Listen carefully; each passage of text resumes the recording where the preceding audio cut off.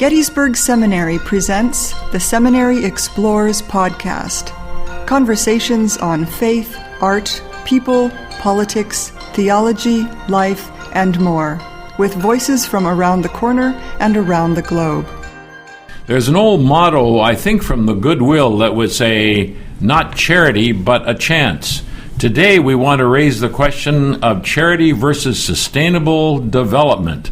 I'm Jerry Christensen, and this is the Seminary Explorers, with a welcome to Dr. David Crowner, who is the Emeritus Professor of German Language and Literature at Gettysburg College, and currently the long-time co-chair of Project Gettysburg Leon. We'll probably refer to that frequently as PGL. Over all the years that you've been related to PGL, Dave, how have things changed? Has there been a different attitude towards sustainable development that came along during those years? Yes, there is. And it's a very interesting transition. I should start by talking about the initial phases in PGL. Project Gettysburg Leon came about in the mid-1980s. And this was a time not long after the Sandinista revolution, and in which 50,000 Nicaraguans were killed. The country, as a result, moving into the 1980s, was in very poor health. There were many needs. And so just serendipitously, Project Gettysburg Leon gets started. 1985 is when the first delegations went down there. 1986, it's incorporated. 1990, we become an official sister city of Leon, Gettysburg and Leon. So anyhow, it's the mid-'80s, and when you think of the history of Nicaragua, they had great needs. And so it was easy when we went down there to see they need food, they need medicine, they need clothing, and so on. And in that kind of situation, you fall into the pattern then of providing things. So you began raising money and shipping money down in Nicaragua? And that would be, what we might call charity. And I had some notes. There's a invoice from December 1987 for suitcases of donations that went to Leon. Mm-hmm. And there are 31 categories of things that you could give. It was school supplies, dental supplies, hospital supplies. And those 31 suitcases, those suitcases contained supplies valued at $5,680. So people were giving a lot. One of the fellows in PGL drove to Nicaragua with a van with 140 cartons of medical supplies. And that must have been interesting, crossing those borders with medical supplies in the back. And I remember in those days, we would solicit contributions from people in Gettysburg and at the schools and so on. And one time I went down to the basement of where one of the members was storing the donations before they were to be packaged. And there were the ubiquitous stuffed animals for kids. Well, to what extent is a stuffed animal going to help people sustain their life? But it was a way that people here felt connected and were giving what they could. Mm-hmm. It was a start. Yeah. Uh-huh. And how did things develop from there? Well, over time, it was clear from the start, really, that the best way to help people is help them, as we have that little motto, is help people help themselves. And so the change came about over time, so that instead of talking about carrying out projects, in the 90s, PGL started talking about carrying out sustainable development. And that shifts away from sending down things. Like we sent things to the fire department and to a baseball team and the hospital and so on. But now the shift was to do things that help the people help themselves. Like, for example? Well, for example, one of the things that we did was we went to a little village on the edge of Leon and did a survey, asked them what they needed and how they could help and so on, and decided to help them build a preschool. One building with preschool space and a little kind of a kitchenette inside. And the idea being, this is something then that the people can sustain with their own teachers related to the Ministry of Education and so on. And then we can back out as they take this over. That's, the kind of thing. When, let's see, over the years, we've had, up until recently, we had 10 coordinators who were in charge of the program down there, mostly, about 2-3 years at a time. Then the last ones are a husband-wife team, so they are number 11 and 12. And when they came, they wanted to know exactly what our mission is and what our vision is and so on, and we talked a lot about that. And we came up with 8 ingredients for carrying out sustainable development. Okay. It was really interesting. One is that, and maybe the first one, you listen to the people. So the coordinators go and listen. And that's hard. It's not easy, because if you know the answers already, from all the experience you've had in the United States, and coordinators now were in the Peace Corps, and they were involved with non-profit organizations in Colorado. They know a tremendous amount. So to go and just sit and listen and ask the people, what do you need? What do you want? What are your dreams? It's not always easy. A part of that, then, point number 2, is to recognize oppression. And there can be various kinds of oppression. In countries in Central America, for example, the men are in charge. And so the women are in a lesser role. And that's one form of oppression, and you've got to take that into account. What kind of role do the women play in this village? And how do we listen to them? Should we listen to them, or should we just listen to the men? That kind of thing. Okay. Third, avoid imposing ourselves, and that's a part of what we've already talked about. This is what you need. We come from North America. We come from the United States, and we can tell you what you really need. That's paternalism in its worst form. Paternalism that reinforces this inferiority and superiority complexes that are there, and that undermines local initiative. So that's the third thing. Fourth, you have to recognize and build on the local assets. So in listening to the people and so on, you find out what can they do? How can they participate in this particular initiative? How can they contribute to the common good? Because all the people, everybody has some gifts, some skills, some assets. And so PGL can recognize those assets and build on them. Next point is to focus on empowering the people and encouraging them to find their own solutions. And you were just talking about that you can't go in and tell them, this is what your hopes are, your dreams. Yeah. Okay, here's what you need to do. We know how to do it. You have to encourage them to think of what they want. And then next step is you partner with them. So PGL, in almost all of these initiatives and projects, partners with the people to get them to take the lead, but we're there kind of in the background working with them.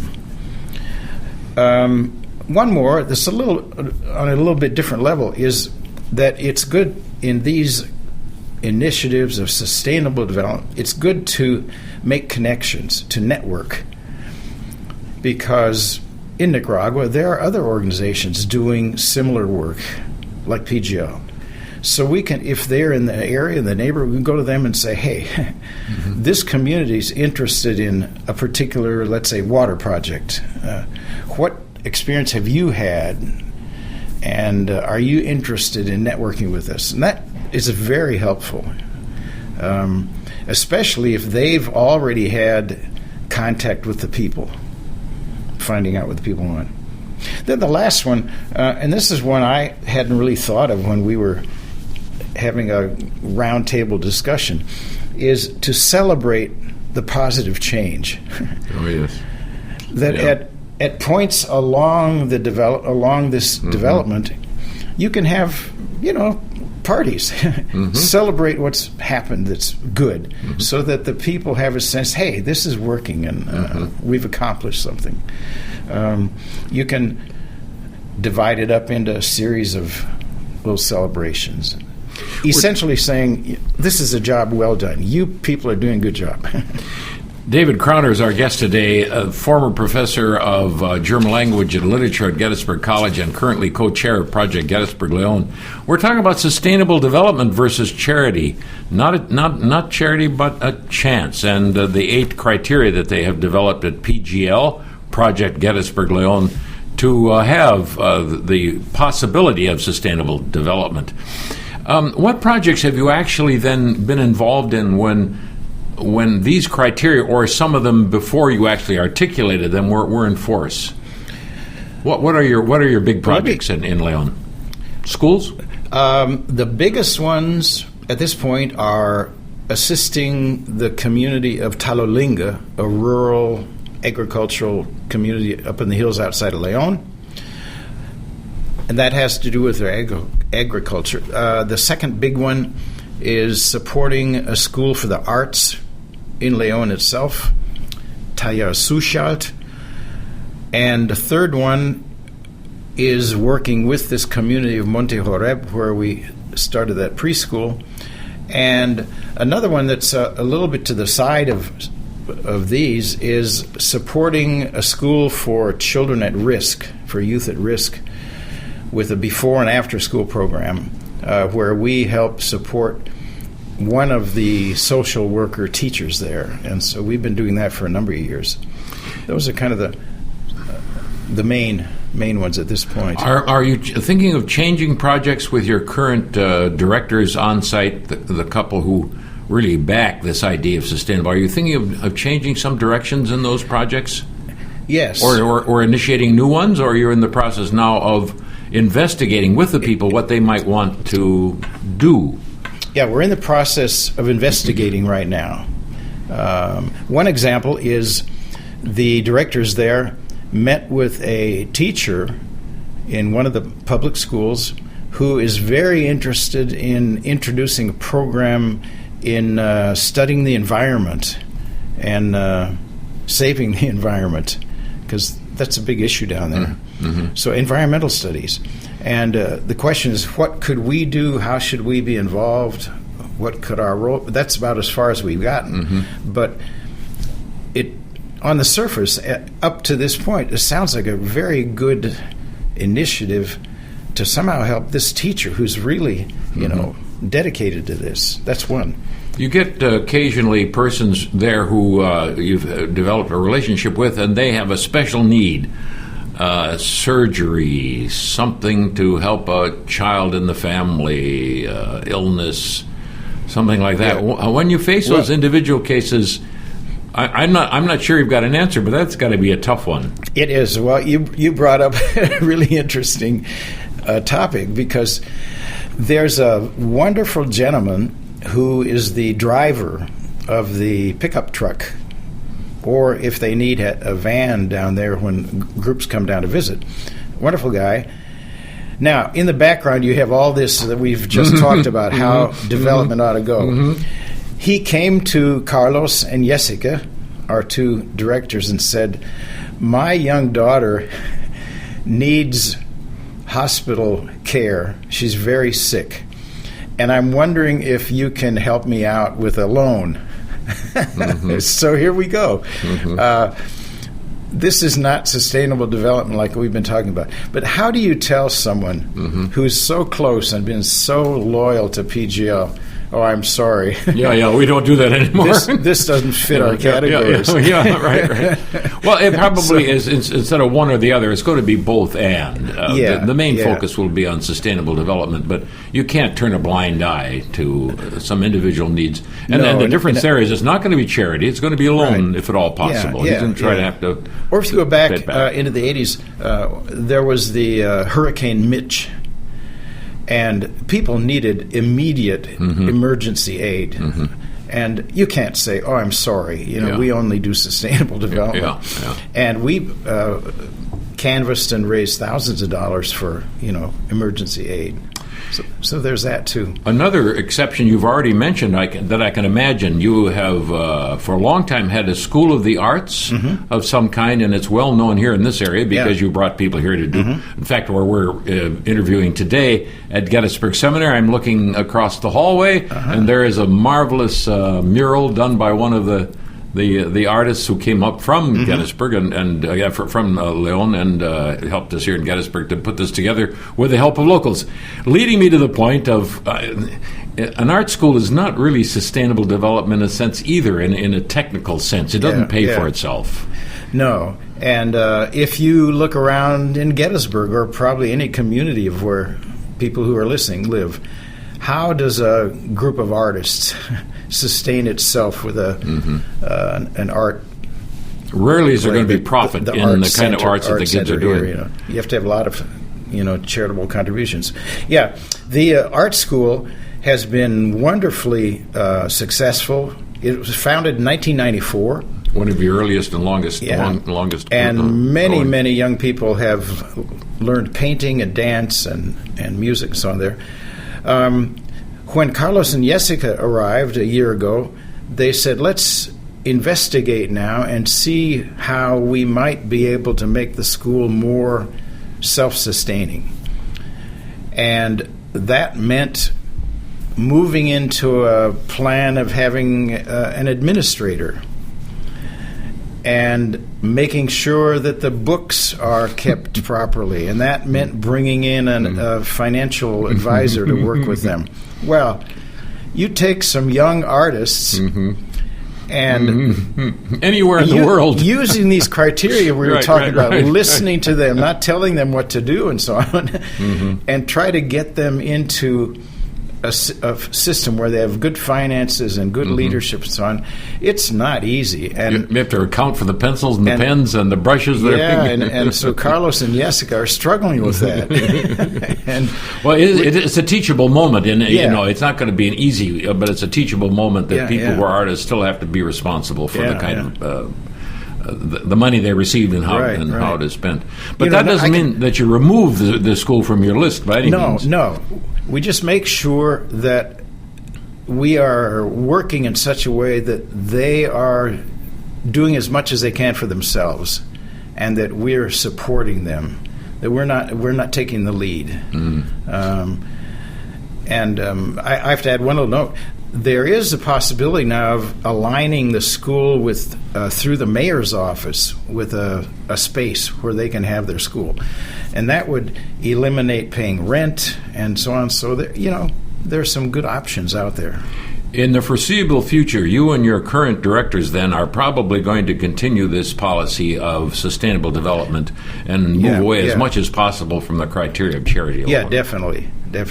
Yeah. And that holds prospects for some very exciting new prospects because the fact of that the people themselves will be involved and can celebrate their own successes. A good example of that, the most recent one, is in this rural village of Talalinga, the people themselves have, in effect, said, we need a water system. They don't have a good water supply. Especially, they've had drought over the last, 6 months. And so Carlos and Jessica have been working with them and have come up with a plan, working also with the department in Nicaragua of, community resources and so on, and have a plan laid out now to build a water system. However, it's very expensive. So now they are doing what we talked about in these points. They're networking with some other groups to see who else can help out. But it's a terrific example of something that the people wanted, that they've helped, organize, and that will last for years. It's not like giving them a stuffed animal. No, it's moved a long way from that. It's big. It's got great goals, and it's something that the people themselves are going to be involved in. David Crowner is our guest today. Dr. Crowner is Emeritus Professor of German Languages and Literature at Gettysburg College and currently co-chair of Project Gettysburg-Leon. We've talked about sustainable development versus charity. I'm Jerry Christensen. For the Seminary Explorers, thank you for listening. Have a very good day. You have been listening to The Seminary Explorers from historic Seminary Ridge in Gettysburg, Pennsylvania, a production of Gettysburg Seminary. We invite you to visit our website at www.ltsg.edu.